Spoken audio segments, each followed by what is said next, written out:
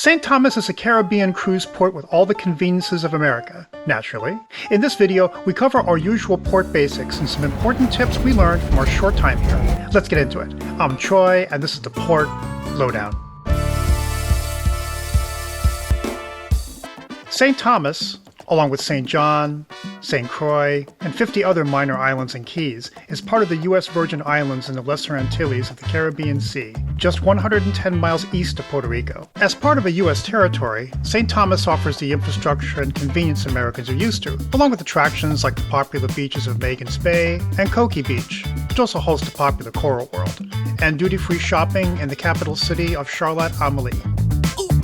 Ferries can bring visitors to nearby Water Island and Honeymoon Beach, or to the more distant St. John and the Virgin Islands National Park.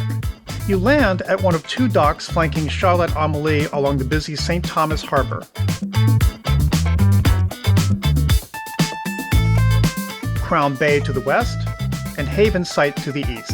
Crown Bay is the newer facility, but farther from downtown Charlotte Amalie, about a 45-minute walk. Havensight is older, but a slightly more comfortable walking distance, about 30 to 35 minutes. We docked at Havensight, aka the West India Company Dock.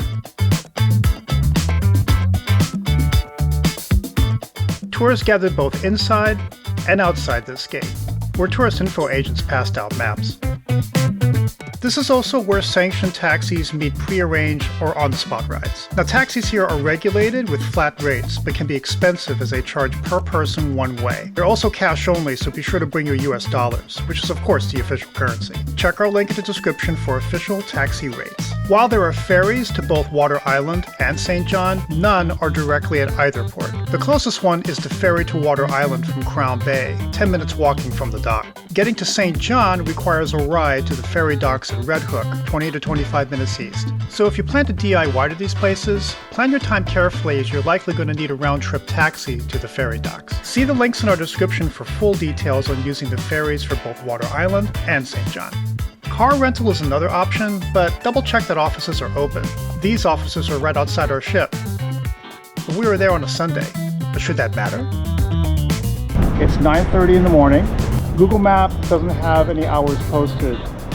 The door's locked, no one's inside. You're not limited to the port. A quick Google Maps search shows several options within walking distance of either dock. There's public transportation with set routes, but with unreliable schedules. The island's VITRAN bus system, for example, has limited routes and hard-to-get schedules. The safari buses also have limited routes, which is good enough for going downtown, but if you're farther afield. Later in this video, we did a test run with them to show what that's like. They're cheap, but take more time. So how's Havensight Port? A flat, longish pier.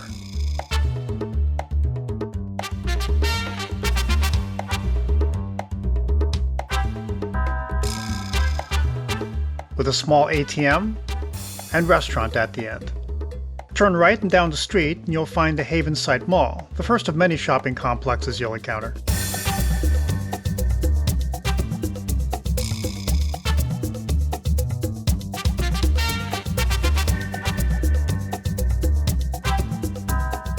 This mall has reasonable restrooms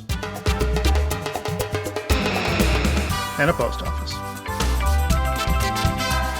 Sidewalks and roads are US standard, of course, although cars drive on the left here. Once outside the shopping complex, we saw more shopping. This will be a theme throughout the area, as this is a duty-free shopping haven. Along the way, we found a bank ATM, but with an unpleasant surprise.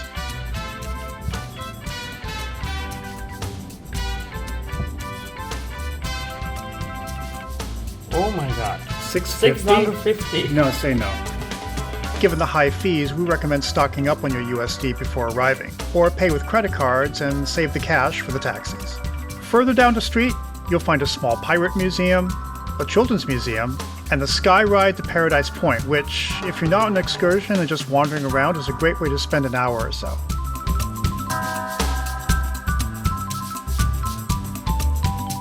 Gondolas don't stop, but slowly keep moving as you do the 1-2 step inside. Watch your step, 1, 2. 1, 2. Okay. 4-minute ride to the top.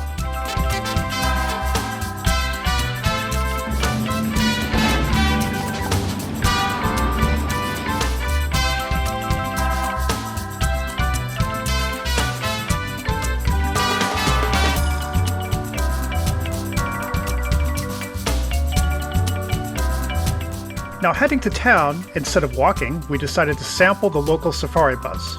The bus stop is just a block away from the SkyRide, next to Wendys. So the VITRAN does not run on Sundays. The safari bus does. The safari bus will pick up here. We asked some locals who are passing by. We will wait here and then wave it down. And then it's like $2 per person for the ride. Of course, we don't know what the schedule is. I guess whenever it shows up. Wonder what the difference with safari bus and the taxi tour? Safari bus is full of locals. Yeah. But usually a little bit more beat up. The thing about using the local transportation is that you are on their local time. And local time is island time, which means you don't know when they're gonna show up. You don't know when you're gonna get there. So make sure that you consider that before you choose that mode of transportation. You try to go back to the ship. It's one thing to do it in the morning when you just leave it. Okay. Safari bus? Safari bus? Yes. Oh, safari bus? Going Okay. Downtown? Downtown? Okay. How do we pay? We pay now or later? Okay, cool. Thank you. Yeah? We found our safari bus. Okay. 2. Or you can just take the 5, it's okay. Yeah. Okay. Thank you.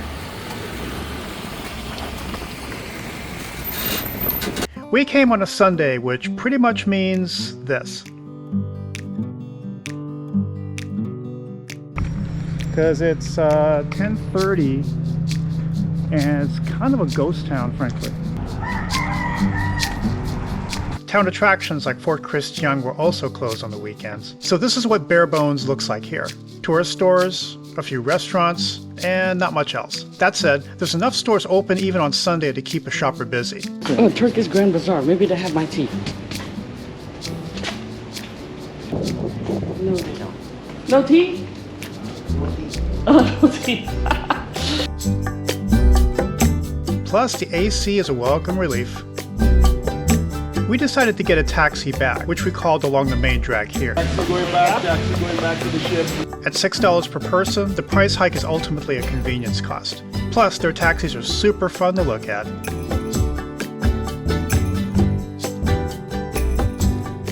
This region of the Caribbean offers some interesting sights. At nearby San Juan, Puerto Rico, we wandered the town with some cool surprises. Check out that video here. Any suggestions about St. Thomas for our next trip? Leave a comment. We'd love hearing from you.